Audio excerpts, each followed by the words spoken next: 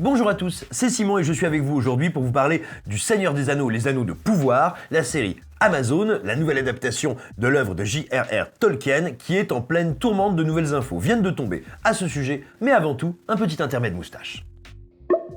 Hello, c'est Mathieu. Vous en avez marre des blockbusters américains nullissimes? Nous aussi. Pour vos beaux certains Laridac ont dû enchaîner les séances de Morbius et Sonic 2 la même journée. La vidéo sur le hérisson bleu a d'ailleurs déjà été tournée. Et dans quelques semaines, on va devoir se taper les Animaux Fantastiques ou je sais pas quelle autre arnaque. On souffre énormément, vu que le blockbuster grand public américain du moment se fout tellement de notre gueule que la moitié de l'équipe d'écran large est au bord du burn-out, on vous propose une alternative.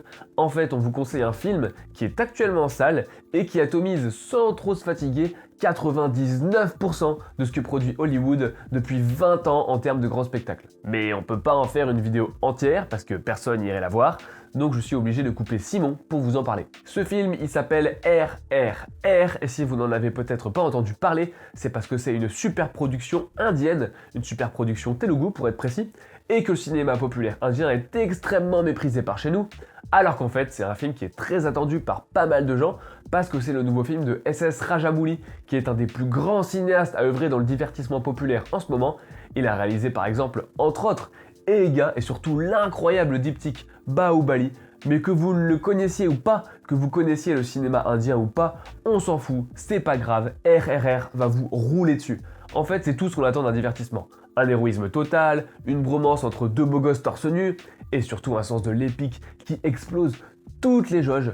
Lorsqu'il fait des scènes d'action, Rajamouli, il fait pas les choses à moitié. La musique fait passer Hans Zimmer pour un genre de ukulélé, les chorégraphies dépotent, et surtout la mise en scène transforme les héros en genre de demi-dieu de l'action qui enfreignent à peu près toutes les règles de la physique pendant les 3 heures de film. C'est assez dantesque, tout simplement parce que c'est sincère et que c'est inventif. Le climax, c'est une idée par plan, une vision inédite, toutes les 15 secondes au minimum, tout ce qu'il faut pour vous décrocher la mâchoire. Alors laissez tomber vos a priori, abandonnez les univers attendus cyniques qui veulent juste piocher dans votre portefeuille sans trop se fouler, oubliez Jared Leto et les hérissons bleus et tentez l'expérience. Vous allez voir qu'il y a quelque chose de très rafraîchissant à enfin se faire respecter par un blockbuster qui s'en tient à son but, c'est-à-dire nous en mettre plein la tronche. Et si ça vous plaît, on fera une vidéo dédiée à Rajamouli où on sera tous torse nu. Faut bien donner envie aux fanzous de Simon.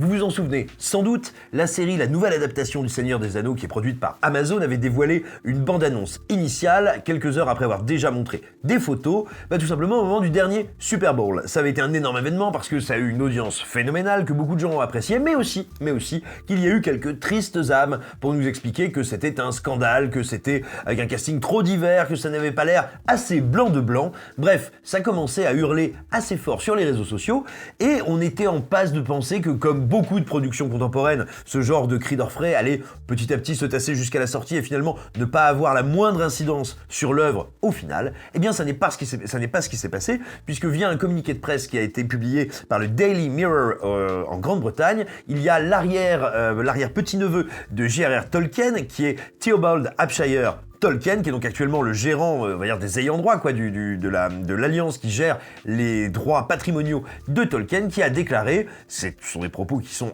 assez frappants et forcément qui ont beaucoup fait réagir outre-Manche. Il a tout simplement dit « Mon arrière-grand-père n'a pas inventé l'elfique pour que des petits gros à piercing aillent faire l'hélicoptère sur les murs de Minas Tirith. » Alors évidemment, réaction très forte sur la toile, qui n'ont pas tardé à beaucoup agacer déjà tous ceux qui soutenaient déjà très fort la série Les Anneaux de Pouvoir sur Amazon, mais qui a fait également réagir Jeff Bezos. Jeff Bezos n'étant pas vraiment du genre à se laisser baver sur les rouleaux et ayant, disons, la capacité financière de répondre de manière massive aux provocations, aux attaques qu'il y a à son encontre. Il a donc utilisé son journal, le Washington Post, parce que oui, le Washington Post appartient à Jeff Bezos depuis plusieurs années déjà. Il avait d'ailleurs été, la publication avait été en pointe de son affrontement, de son bras de fer politique avec l'administration Trump. Et bien donc Jeff Bezos a fait savoir, littéralement lui aussi, par communiqué de presse au Washington Post, qu'il comptait donc ne tout simplement pas diffuser la série qu'il avait produite.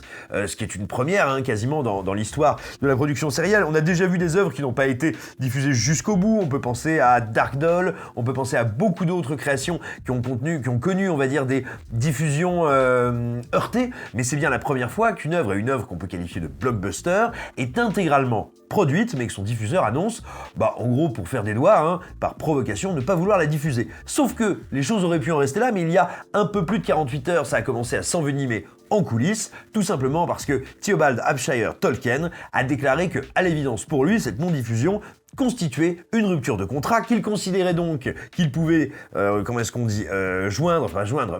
porter plainte en référé donc devant les cours administratives britanniques, et il a annoncé vouloir donc remettre aux enchères, tout simplement la licence du Seigneur des Anneaux, notamment celle qui traite du Second Âge. Alors vous allez me dire, tout ça c'est du bras de fer, au final c'est de la com, ces gens vont bien finir par s'entendre, sauf que non, il y a évidemment un adversaire, ou plutôt un concurrent extrêmement connu de Jeff Bezos, qui n'est autre qu'Elon Musk, qui a fait savoir qu'il se portait acquéreur des droits donc du Seigneur des Anneaux, de cette série qui n'existe désormais plus, et qu'il mettait dès à présent toute sa fortune en œuvre, une partie de sa fortune en œuvre, pour produire la toute nouvelle saison, donc une nouvelle itération encore. Alors c'est extrêmement impressionnant, c'est assez sidérant, ça va très très vite. Il faut voir que ça n'est pas tout à fait délirant si on regarde un petit peu le plan de communication d'Elon Musk, qui, à la manière, on pourrait dire, du multivers, ou plutôt à la manière dont Disney gère ses IP, ses marques, ses licences, essaye effectivement de faire une sorte d'univers connecté entre ces différentes marques.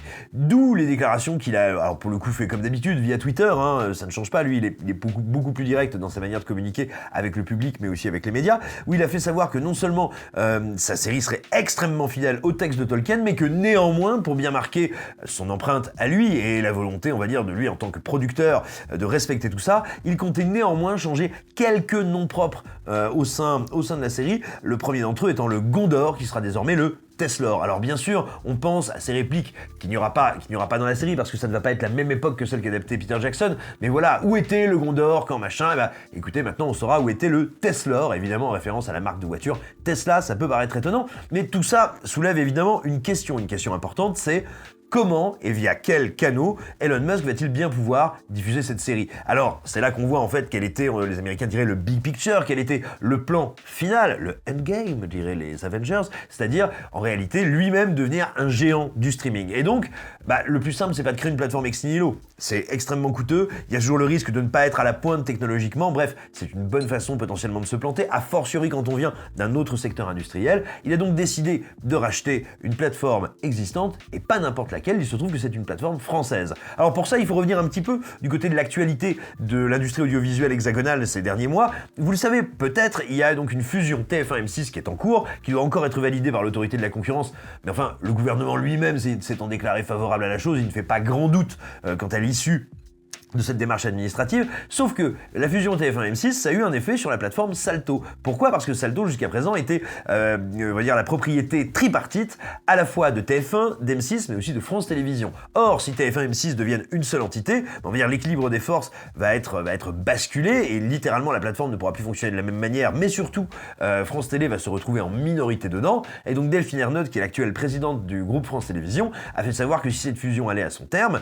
elle était déjà prête à revendre les parts de France Télé, ce qui entraînerait en termes de statut mécaniquement une obligation pour ces deux partenaires de revendre également leurs parts, c'est-à-dire, dans les faits concrètement, de revendre Salto. Alors vous allez me dire, mais Salto, tout le monde s'en branle. Vous n'aurez pas tout à fait tort, mais ça n'est pas exact pour autant. Je m'explique. Certes, Salto a une audience qui est faible du fait de son catalogue, qui est essentiellement un catalogue patrimonial. Néanmoins, et ça nous on le sait en interne, comme on dit dans le jargon, c'est une plateforme extrêmement responsive, c'est-à-dire qu'elle est très cotée pour la qualité de son algorithme de proposition. Alors vous me direz, oui, mais moi j'ai pas envie d'aller regarder Véronique Jeunesse manger du jambon, personne, rassurez-vous. Néanmoins, si c'est ce que vous cherchez, la plateforme va vous le trouver très vite. De même, la plateforme est également connue pour être une des plus stables au monde. Et ça, c'est pas de la connerie, c'est un truc très important. Je veux dire, quiconque a envie de se regarder Louis la Brocante une main dans le slop a envie que la HD soit stable. C'est très important. Demandez à votre grand-père, il vous en dira des vertes et sans doute des pas mûres ou des trop mûres. Bref, Salto est une plateforme qui est extrêmement cotée, mais qui ne va coter techniquement, mais qui ne coûte pas très cher pour la simple et bonne raison qu'elle a peu d'audience.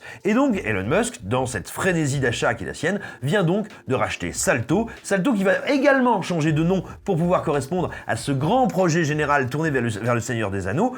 Et pourquoi? Je vous le donne en mille, parce que vous vous rappelez sans doute dans les films de Peter Jackson une des images qui est demeurée comme les plus marquantes, à tel point même qu'elle a contaminé, on pourrait dire, les illustrations des romans et toute la geste autour du Seigneur des Anneaux, c'est l'œil cerclé de feu de Sauron. Eh bien, c'est le nouveau logo de Salto, ce sera un œil cerclé de feu, et c'est la raison pour laquelle Salto s'appellera désormais Salton. Voilà, donc on le voit de manière extrêmement importante. On pense que c'est un geste évidemment prémédité de longue date d'Elon Musk qui est, on va dire, stratégiquement extrêmement audacieux, extrêmement rapide, extrêmement fort, et on n'en doute pas, ça devrait, toutes ces nouvelles, réjouir absolument les nombreuses personnes qui s'étaient plaintes, et bien donc qu'une œuvre de fiction située dans un univers de fantasy avec des races imaginaires toutes pleines de pouvoirs surnaturels ne soit pas toute stricto sensu blanche. Et bien on espère que cette partie du public sera vraiment absolument dans une euphorie totale devant ces belles nouvelles pour la liberté d'entreprendre et de créer à l'international. Voilà, sur ce, je vous souhaite un excellent 1er avril. Voilà, si cette vidéo d'une grande rigueur journalistique vous a passionné et vous a rappelé combien il est important de soutenir la presse indépendante, eh bien n'hésitez pas à vous abonner à cette chaîne YouTube bien sûr, mais surtout à devenir des membres premium de la communauté Écran Large. Si vous en avez l'envie, mais aussi évidemment les moyens, pour quelques euros sonnants et trébuchants, vous pourrez nous permettre de dépendre plus de vos abonnements que de la publicité, et donc d'être toujours plus indépendant et moins dépendant de la pub, quoi, tout bêtement. Et qu'est-ce qu'on fait pour nous abonner ? Déjà on est gentil avec eux, on dit toujours qu'ils ont raison dans les commentaires, même quand ils ont tort, parce que par principe ils sont lecteurs, ils ont tort, nous avons raison, nous avons la lumière, voilà, c'est beau. Non, mais plus sérieusement, on leur donne chaque semaine 4 articles abonnés, rien que pour eux, des articles qui reviennent sur des œuvres et des artistes qu'on aime, qui soient cultes, qui soient adorés, mal aimés, très vieux, pas très vieux, un peu vieux, pas vieux du tout. Par exemple, ces jours-ci, eh bien, nous revenons sur Le Nom de la Rose, on revient également on est revenu sur Romy Schneider il y a pas longtemps, on revient sur Démons de Lamberto Bava, et on revient aussi sur Life Force de Toby Hooper. Bref, des démons zombies, des vampires, de grands comédiens, des prêtres, des moines, des fromages, et aussi évidemment Mathilde Amet toute nue. Une belle raison, autant de belles raisons de s'abonner. J'espère que vous en aurez bien envie. Moi je pense à vous, j'espère pour vous que tout va bien. Je vous embrasse, à bientôt, à ciao, bon dimanche, même si nous sommes vendredi.